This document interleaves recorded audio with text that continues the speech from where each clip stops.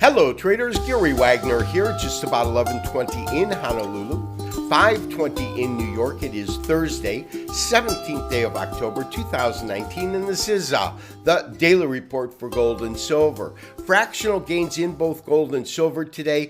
Those gains were dampened by two strong geopolitical events, a truce or ceasefire between Turkey and Syria, and an announcement by Johnson that they have come to an agreement between the UK and the EU in terms of Brexit, and that is now going to Parliament for a vote this Saturday. Let's take a look at our current pricing along with our technical studies. After trading higher and actually breaking above 1,500, gold did hit an intraday high of $1,501.10. It definitely softened as we went into the close of trading in New York, closing at $14.9540.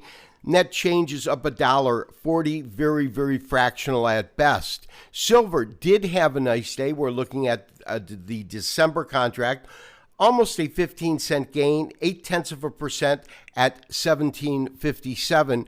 And all of that in light of a dollar that was down substantially. It has broken well below 98 at 97.34. Let's take a look at our current technical studies.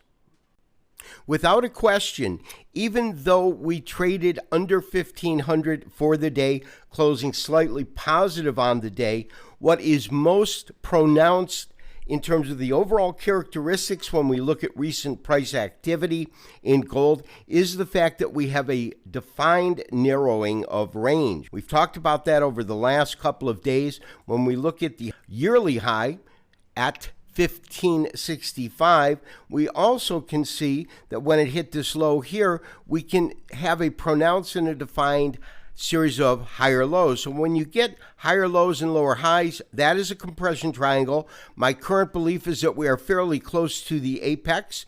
Typically on this type of a pattern, it will break, and it will break to the prevalent direction of the current trend, which is definitely up, and that's what we're waiting for and looking for. I want to see price structure basically cross above what we're calling our resistance line, which is created simply by putting a diagonal line and attaching it to these recent lower highs as they move down. And we want to see that market move above that on a closing basis. For right now, I do recommend that we remain flat with no active trades. This has been Gary Wagner, wishing you, as always, good trading. We will talk to you tomorrow for the weekly wrap-up and review. Bye-bye.